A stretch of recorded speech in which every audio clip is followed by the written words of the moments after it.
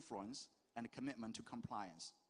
Its members, researchers, traders, opinion leaders, and experts bring deep insight and forward-thinking creativity. We host forums, seminars, and networking gatherings where these leaders meet, share, and grow, driving a more vibrant and sustainable industry.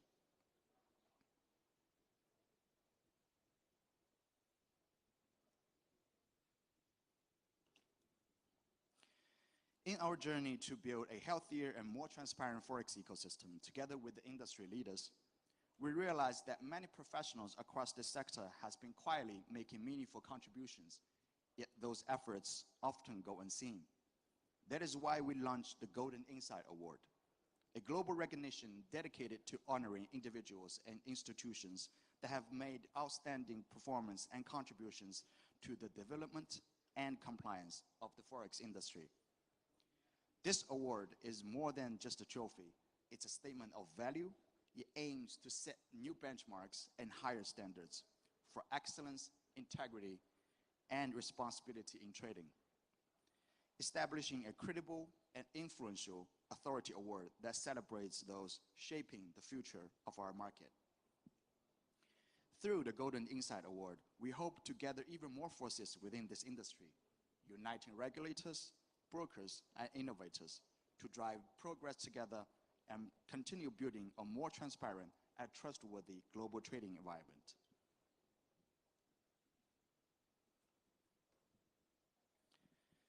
Building on that foundation, we are taking the next step, the launch of the Golden Insight Council, a new initiative created to pursue a higher mission and standard for the global Forex industry. The founding member of the council will include the distinguished judges of the Golden Insight Award, top brokers, service providers, and globally renowned financial media, and the respected industry experts, along with the regulatory representatives. Through the collective wisdom and collaboration of these leaders, the Golden Insight Council will serve as a driving force for long-term industry growth.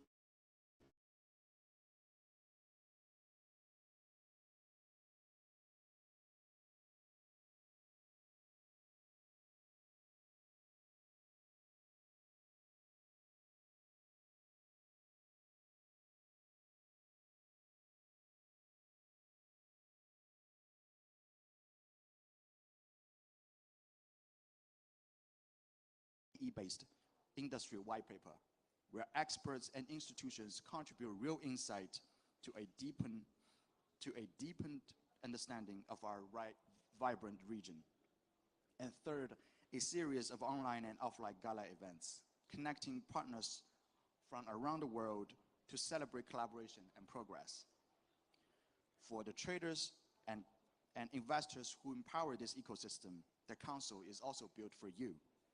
The talks, the white papers, the forums will all become trusted resources of knowledge designed to help you see clearer, think deeper, and trade smarter. So today, we extend this invitation to every one of you. Join us, bring your vision, share your expertise. Let's shape the next chapter of our global Forex industry together.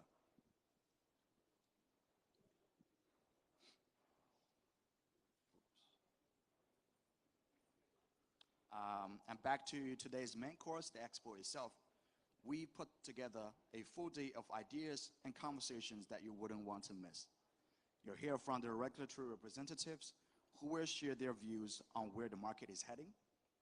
Join elite club members for panel discussion on collaboration and innovation, and take part in discussion with industry experts who will explore global trends shaping the future of trading. It's going to be a day full of learning, exchange, and inspiration. So I encourage everyone to listen, engage, and make the most opportunities around you. Before I close, I would like to once again extend my heartfelt thanks to each and every one of you who's with us today. Your presence, support means the world to us. As we look ahead, let us carry the energy forward, the ideas, the connection, and the shared belief that our industry can always reach higher standards. And we're here together not only to witness that change, but to lead it. So let us make today count. Let us make Dubai the place where new ideas take shape, new partnership begins, and a new chapter of our Forex industry truly unfolds. So here's to the future of FinTech and to everyone in this room who is bold enough to build it. Thank you, and please enjoy WikiEXPO Dubai.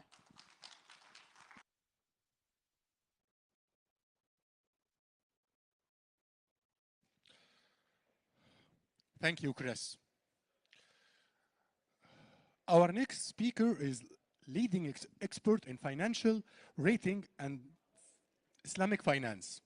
Please welcome Dr. Mohammed Damak, Managing Director and Sector Lead for Financial Institution at S&P Global Ratings Protocol, a topic that's Dr. Damak will be sharing his insight on S&P Global Rating, credit approach to Sky and decentralized lending. Let's give a warm welcome to Dr. Mohammed Damak. Thank you very much. Good morning to all of you. Last year I was on this stage and I was talking to you about our stablecoin stability assessment, which is an assessment that S&P Global Rating created to cater for a specific need in DeFi, which is the risk that stablecoin depeg from the parity. This year I'm going to talk to you about something equally exciting, which is how we rated the Sky protocol, which is the first DeFi rating that S&P Global Rating has conducted. But before doing that, how many of you are familiar with the Sky protocol? Can you raise your hand if you're familiar with Sky protocol? It's the previous maker DAO that prints the DAI stablecoin that was renamed USDS. No, you're not familiar. Okay, excellent. So basically, Sky protocol is a lending protocol whereby if I'm a holder of a cryptocurrency and don't want to sell it because I'm expecting the price to appreciate, I can bring it to the Sky protocol and take a loan against that crypto using certain number of characteristics. Now, we have a stablecoin stability assessment on DAI, which is the stablecoin that is issued by Sky protocol. But this year, we've assigned a rating to the Sky protocol itself. And the difference between stablecoin stability assessment and ratings is that stablecoin stability assessment allows to compare stablecoins among themselves and speaks to the risk of depeg, while a rating, a credit rating, speaks to the risk of default. And obviously, as credit analysts, the first thing that we do when we're asked to rate an entity is we look at the financial statements that are published. Here, there's no financial statements that are published, but there's better. I mean, all the information are available real time on the blockchain. And here you can see a schematic of the balance sheet of the protocol. So on the liability side, you have the stablecoin printed by the protocol. These are the stablecoins that you would get each time you would bring your assets and take a collateralized loan against the assets. They have an equity buffer, which is there to absorb the unexpected losses. And on the asset side of the balance sheet, they have a cash reserve and tokenized money market funds that are held as liquid assets. And by looking at this balance sheet, it sounded very similar to what we see in the traditional finance world, and specifically for non-bank financial institutions or even for banks themselves. Banks take deposits on the liability side and issue loans on the asset side. They maintain liquid assets in order to be able to face withdrawal whenever they come.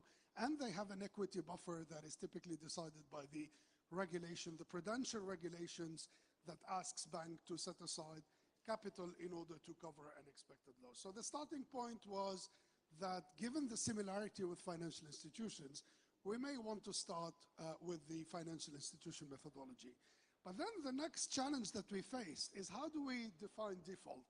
In the traditional finance world, if you're a corporate or if you're a bank, you issue a bond or you issue an instrument on the international capital market. If you don't pay on time, that is a default. If you're a DeFi protocol, the story is different in a sense that you would default, and from our perspective, either if you make your depositors absorb a certain portion of the losses, meaning that your losses on the asset side of the balance sheet have depleted completely your capital buffer, so that you are in the obligation of sharing those losses with your depositors. Or the other alternative is you deplete your liquidity buffer so that whenever a depositor comes and asks for the money back, they don't get it, and they get to a position where the liquidity buffer is completely depleted. And in order to capture the risk, or in order to change the rating to default, there's two scenarios that we have rated to. The first one is a complete depletion of the capital buffer. And in this case, in our rating criteria, we have a specific criteria called the CCC criteria that we use whenever we think that default is becoming a plausible scenario. And the second possibility of default is a complete depletion of the liquid buffer, so that when the depositors come and ask for the money back, they don't find any liquidity left in the protocol. The other challenge we faced when we started this rating exercise is when we rate entities in the traditional finance world, we rate legal entities. We rate corporates, we rate banks, we rate insurance companies, but all these are legal entities and have a legal existence. In securitization, we rate the SPV and all the contractual arrangements that are around that SPV. Here, Sky Protocol is a smart contract, and it's a piece of code, but Sky Protocol is also a certain number of governance arrangements that are turning around this smart contract. And that's why, in order to derive the rating, we decided to focus not only on the smart contract itself, but also on the different participants that contribute to the governance of the protocol.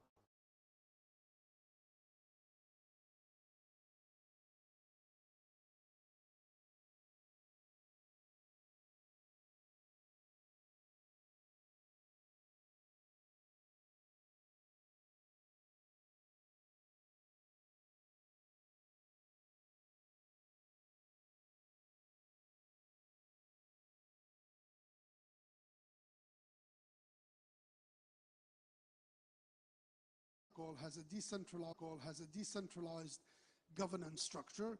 So there, in our assessment of business position, we looked at similar factors that we use for the rating of banks, but also we added additional risk that are incurred by the protocol. For the capital and earning and risk position, the analysis was very similar to what we do for banks. So typically for capital and earning, we calculated a risk-adjusted capital ratio to assess the sufficiency of the capital resources of the protocol to face unexpected losses. And for risk position, we looked at any other risks that the protocol could incur beyond what is factored into our capital analysis, such as concentration risk, for example.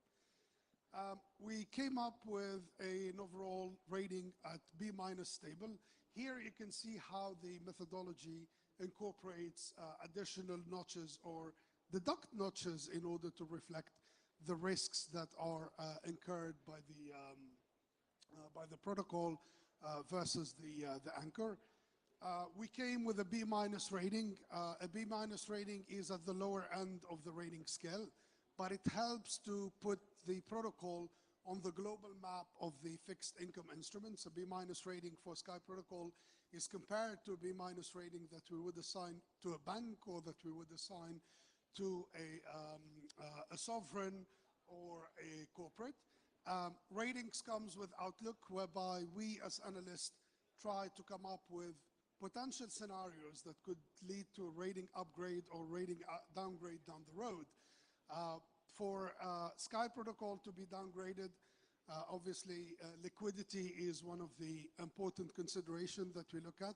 And here, if we start to see a depletion of the liquidity buffer of the protocol, particularly in the PEG stability module, and a depletion of the stable coins in the PEG stability module, that could have a negative influence on the rating of the protocol. Capital is the other factor that could drive the rating down.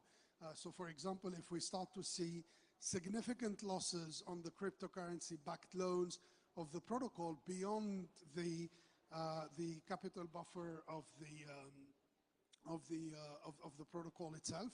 And finally, regulatory development could be disruptive for the Sky business model. As you know, the decentralized stablecoin issuers are out of the scope of the Genius regulation in the US, but if tomorrow we start to see disruptive regulation, this could disrupt the business model of the protocol. On the upside scenario, better governance, particularly the still concentrated decision-making related to the protocol. Also, what could drive the rating up is a stronger capital buffer, so more capital as rating agency, we love capital. And finally, what could drive the rating up is a reduction of the deposit concentration on the liability side, because deposit concentration could lead to liquidity pressure if we were to see significant withdrawal. That was it. Thank you very much for your attention. I think we have, can we take a question? Can we take question from the audience? Yeah. Je suis Gustavo Montero, le founder of Carta Capital. Mohammed, fantastic. I love what you're doing. I come from the times of Gap, right? X-Prize Waterhouse. So I suggest that we now do the CAP as crypto accepted accounting standards. We can do it together, because I've been looking for this for years. But I want to ask you a technical question. Can you go back to the balance sheet that you have at the beginning? Can the very first slide you had? Yeah, can the organizers put back the slides? If not, it doesn't really matter. I'm just going to ask you a question. All right. Right, okay, so on the liability side, I'm also an ex-banker, so on the liability side, the USDS stablecoin, how does it come there? Who issues it? How is it lent to the party? Because it's key to understand the rest. Absolutely, and thank you very much for the question. So the way it works is, let's say you have 100 Bitcoins and that you don't want to sell them because you expect the price of Bitcoin to appreciate. What Sky protocols offer you is the capacity to take a loan using those Bitcoins as collateral. Obviously, the parameters of the loan in terms of loan to value and liquidation would be decided by the protocol, but instead of selling your Bitcoins, you can borrow against them. Let's say you borrow for the equivalent of the price of 80 Bitcoins or 70 Bitcoins, but the loan that you will be taking is denominated in USDS, which is the stable coin that the Sky protocol issues. In the past, yes. In the past, it used to be named DAI when the protocol was named MakerDAO, but then they've renamed the whole protocol and the stable coin last year, and it became USDS stablecoin. The stablecoin is backed by the assets of the protocol. So in each vault, so let's say your vault would be a loan that is backed by Bitcoin with an LTV of 70%. My vault would be a loan that would be backed by ETH with a loan to value of 65%. Another vault would be a vault of real world assets that would be backed with a certain parameters. And the way it works is that you could use your USDS or your DAI, you can transact on chain, you can place it, you can buy other Bitcoins, you can do whatever you want. But when your loan comes to maturity, you'll have to repay it, otherwise your vault will be liquidated. And the risk is that if there's a massive drop of the prices of Bitcoin or ETH or real world assets, is that losses starts to accumulate here on these different loans, so that it depletes completely the equity buffer. And if it depletes completely the equity buffer, it means that the protocol will have to ask the different stablecoin holders to absorb a portion of the loss.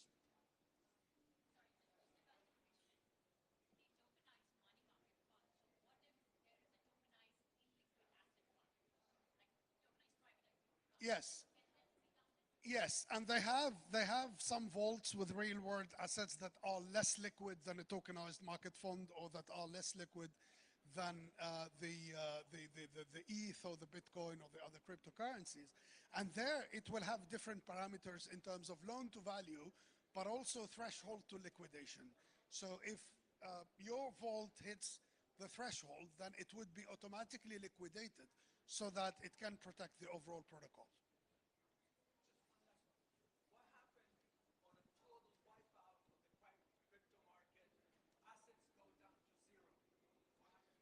In this case, typically, if the equity buffer is completely depleted, then there is an emergency shutdown mechanism by which the protocol would decide what sort of losses would be absorbed by which vault owners.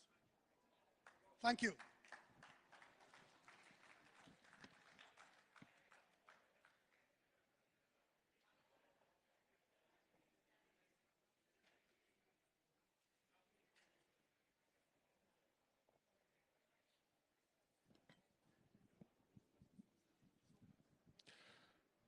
Thank you, Dr. Muhammad. Now we will go for the roundtable session for the future of tokenization, financial instruments, potential challenges, and repetition. Moderating the session is Gustavo Montero, founder of chairman of the Character Capital, and the session includes Arish Goel, advisor at Chain Analysis, Cinderella Amer, partner at Vizor, Dr. Mohammed Damak, managing director and sector lead financial and global head of Islamic finance, Dolly Ramaya, founder and MD at Realm Studio. Let's welcome them on stage.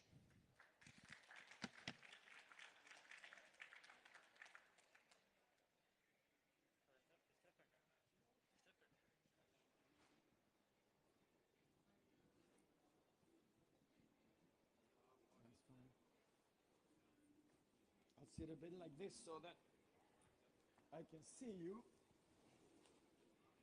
That's right, no, sit down is fine.